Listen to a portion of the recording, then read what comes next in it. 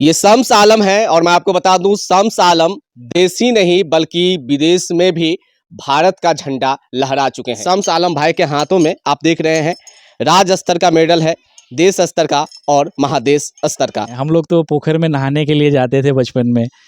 मालूम पड़ा कि ऐसे ही खेल रहे हैं, कूद रहे हैं और अगर गिर भी गए तो पोखर के अंदर चले जाते थे। यहाँ पे मेरा घर हुआ करता था मिट्टी का। पहले राज्य ही नहीं, देश ही नहीं बल्कि महादेशों में भी भारत का नाम रोशन किया और मेडल लाया हूँ। पैरा तैराकी की शुरुआत है वो 2011-12 में हुआ, क्योंकि 2010 में मुझे एक ट्यूमर हो गया था स्पाइन के अंदर और जिसका ऑपरेशन हुआ और उसकी वजह से मेरे जो सीने का नीचे का हिस्सा है वो लाचार हो गया। सब ये पहले से नहीं है आप?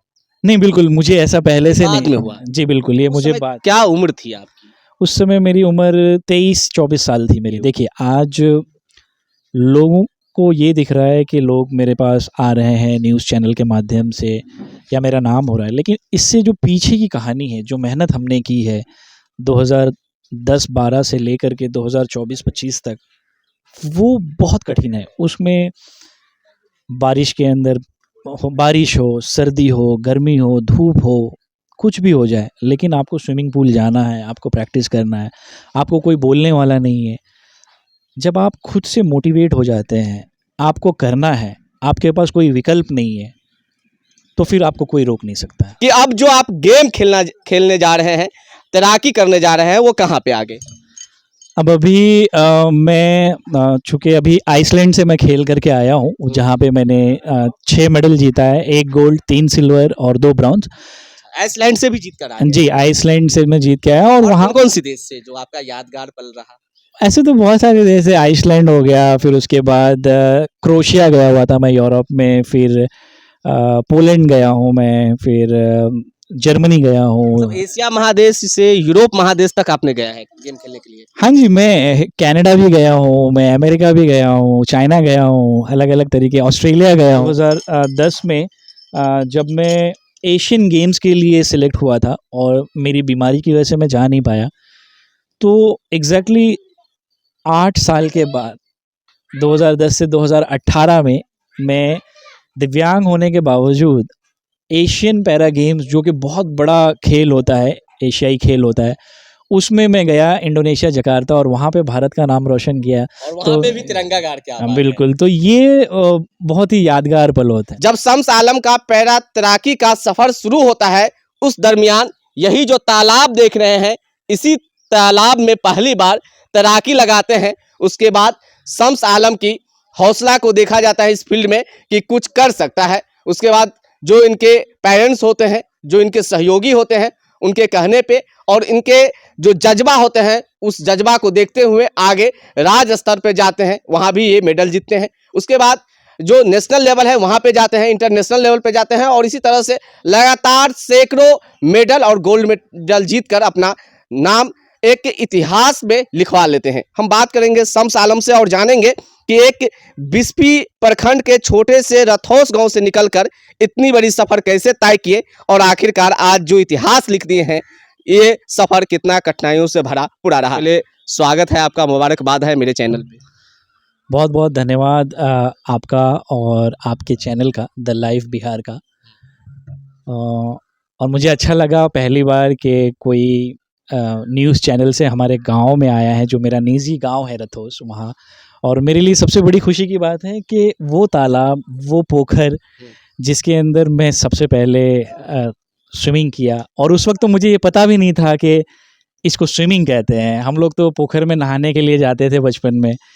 मालूम पड़ा कि ऐसे ही खेल रहे हैं, कूद रहे हैं और अगर गिर भी गए तो पोखर के अंदर चले जाते थे। यहाँ पे मेरा घर हुआ करता था मिट्टी का पहले। तो मेरे लिए बड़ी खुशी की बात है कि मैं आज, आपने जिस तरीके से बताया कि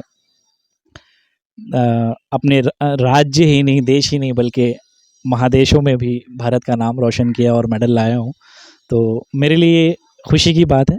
बहुत बहुत शुक्रिया आपका। शम्स भाई, ये बताएंगे कि जब आपने पहली बार मेडल जीता था, उस समय कितना खुशी हुआ था और कहाँ जीते थे?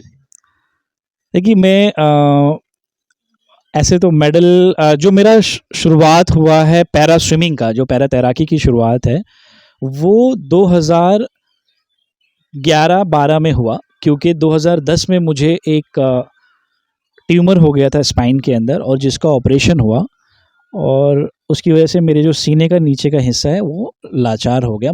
सब ये पहले से नहीं है आप? नहीं, बिल्कुल मुझे ऐसा पहले से बाद नहीं में हुआ? जी बिल्कुल, ये उस मुझे समय बात क्या उम्र थी आपकी? उस समय मेरी उम्र 23-24 साल थी मेरी उम्र। 23-24 साल। जी। अच्छा, उस समय क्या करते थे आप? मैं पढ़ाई करता था, मैं मैकेनिकल इंजीनियरिंग की पढ़ाई कर रहा था और मैं उस समय फाइनल सेमेस्टर में था मैं। फाइनल सेमेस्टर जी। में। उस समय तो ये सोचे भी नहीं होंगे कि इस तरह की घटना होगी आपके साथ, और जिस तरह से आप इंजीनियरिंग के फील्ड में कुछ करना चाहते हैं, आखिरकार इस तरह के फील्ड में जाना पड़ेगा, ये सब तो कुछ नहीं होगा। एक बैग आया होगा आपकी ज़िंदगी में सफ़र ये? हाँ, बिल्कुल, उस समय तो देखिए कोई भी गाँव का जो लड़का होता है, जैसे हम लोग मधुबनी से हैं, बिस्फी ब्लॉक से हैं, और यहाँ पे उस वक़्त जब मैं बॉम्बे गया था, मैं क्योंकि वहाँ मेरे भाई रहते थे, कारखाना था उनका बैग का, तो पढ़ाई के लिए चूँकि मैं अपने घर का सबसे छोटा बच्चा था, तो पढ़ाई के लिए मुझे वहाँ जाना पड़ा। और हमारा भी सपना था घर वालों का कि मेरे जो दूसरे भाई-बहन हैं, वो मदरसे लाइन से पढ़े थे, तो मुझे स्कूल लाइन से पढ़ाएँ और मैं कुछ करूँ। तो इसलिए मैंने इंजीनियरिंग की पढ़ाई वहाँ पे शुरू की और मैंने मोहम्मद हाजी साबु सिद्दीक पॉलिटेक्निक कॉलेज से मैंने मेरा डिप्लोमा कंप्लीट किया। फिर रिज़वी कॉलेज ऑफ इंजीनियरिंग जो बांद्रा में है, वहाँ से मैं अपनी इंजीनियरिंग कंप्लीट कर रहा था। लेकिन इत्तेफ़ाक से एक ट्यूमर की वजह से मुझे चलने में दिक्कत होती थी। तो जब मैं डॉक्टर से मिला तो डॉक्टर्स ने मुझे बताया कि आप इसका ऑपरेशन कर लीजिए, आप ठीक हो जाएँगे।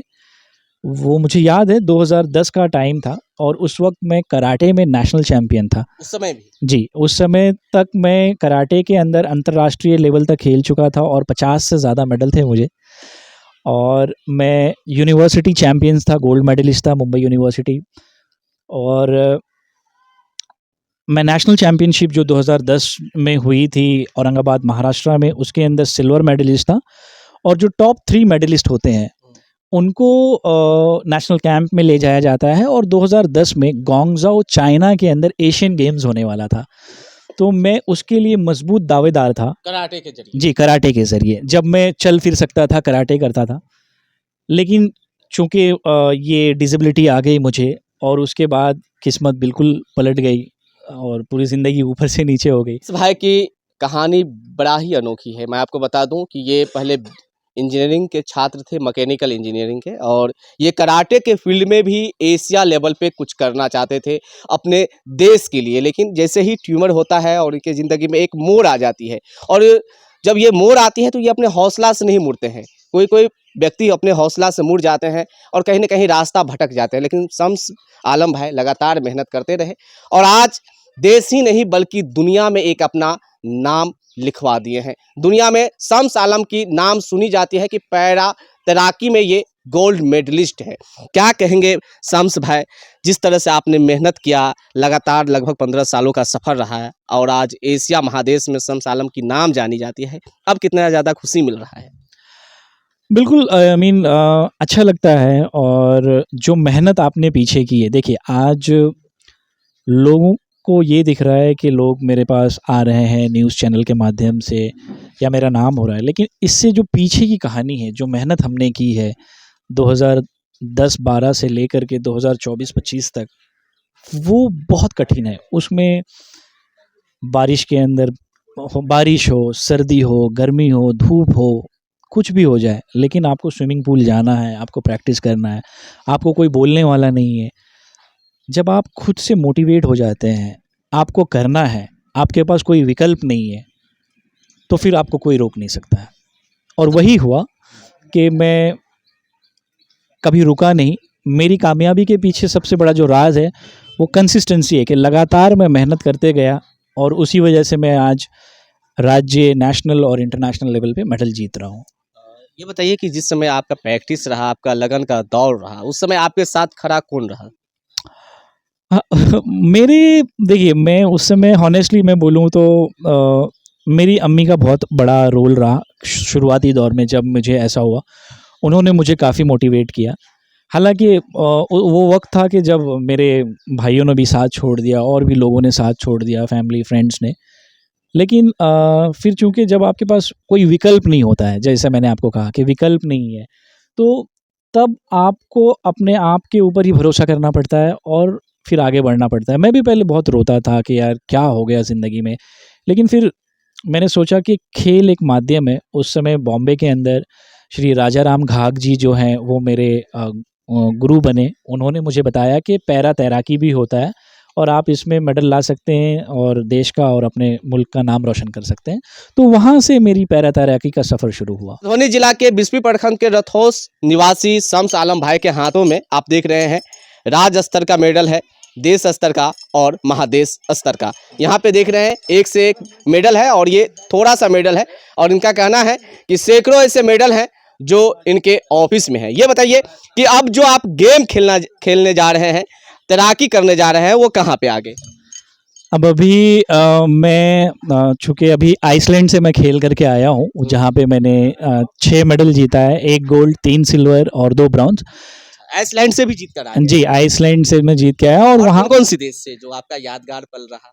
ऐसे तो बहुत सारे देश है, आइसलैंड हो गया, फिर उसके बाद क्रोएशिया गया हुआ था मैं यूरोप में, फिर पोलैंड गया हूँ मैं, फिर जर्मनी गया हूँ। तो एशिया महादेश से यूरोप महादेश तक आपने गया है गेम खेलने के लिए? हाँ जी, मैं कनाडा भी गया हूँ, मैं अमेरिका भी गया हूँ, चाइना गया हूँ, अलग-अलग तरीके, ऑस्ट्रेलिया गया हूँ, अलग-अलग महादेश में मैं गया। सबसे अच्छा आपको कहाँ पे लगा जो पल याद आता हो आपको बार-बार ये गेम खेलने के लिए, तैराकी करने के लिए? ऐसा बहुत सारी जगह पे जैसे कि अभी हम लोग इंडोनेशिया जब मैं गया था 2018 में एशियन पैरा गेम्स खेलने के लिए। जैसे मैंने आपको बताया था कि 2010 में जब मैं एशियन गेम्स के लिए सिलेक्ट हुआ था और मेरी बीमारी की वजह से मैं जा नहीं पाया, तो एग्जैक्टली 8 साल के बाद 2010 से 2018 में मैं दिव्यांग होने के बावजूद एशियन पैरा गेम्स जो कि बहुत बड़ा खेल होता है, एशियाई खेल होता है, उसमें मैं गया इंडोनेशिया जकार्ता और वहाँ पे भारत का नाम रोशन किया। और वहाँ पे भी तिरंगा गाड़ के आप बिल्कुल, तो ये बहुत ही यादगार पल होता है। अच्छा ये बताइए बड़े-बड़े जो लीडर की बात करें तो कौन-कौन आपसे मिले हैं? मेरे से बड़े लीडरों में मतलब आप पॉलिटिकल लीडर की बात करें, पॉलिटिकल लीडर्स में हमारे जो खेल मंत्री हैं भारत सरकार के उस वक्त के थे, अनुराग ठाकुर जी, हरदीप सिंह पुरी जी और माननीय किरण रिजिजू जी हैं जो पार्लियामेंट्री मिनिस्टर हैं और यूनियन मिनिस्टर हैं, उनसे भी मुलाकात हो चुकी है। प्रधानमंत्री जी हम लोगों से मिलने के लिए हम जी मोदी जी भी मिले हैं जी आपसे? मोदी जी जब हम लोग 2022 का एशियन पैरा गेम्स खेल करके चाइना से आए तो उन्होंने हम लोगों को बुलाया और वहाँ पे दिल्ली में मेजर ध्यानचंद नेशनल स्टेडियम में मुलाकात हुई। अच्छा तो ये बताइए कि लोकल बिस्फी के कोई लीडर आए हैं मधुबनी के लीडर मिलने के लिए आपसे? नहीं, लोकल में तो कोई लीडर मेरे से कभी मुलाकात नहीं की है। कोई नहीं किया? कोई नहीं। देखिए शम्स आलम भाई देशी नहीं बल्कि महादेश स्तर पे मेडल तो जीत कर आ चुके हैं, लेकिन गांव के जो लीडर हैं खासकर बिस्फी प्रखंड या मधुबनी डिस्ट्रिक्ट के कोई भी नहीं आए हैं।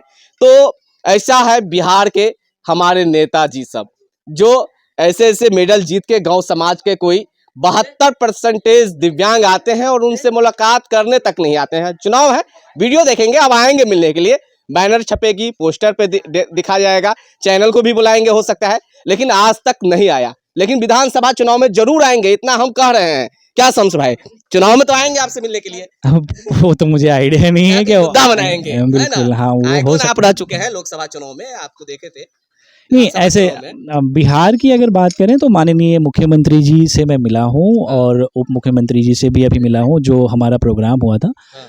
बाकी जो लोकल की अगर आप बात करें तो मतलब हमारे क्षेत्र से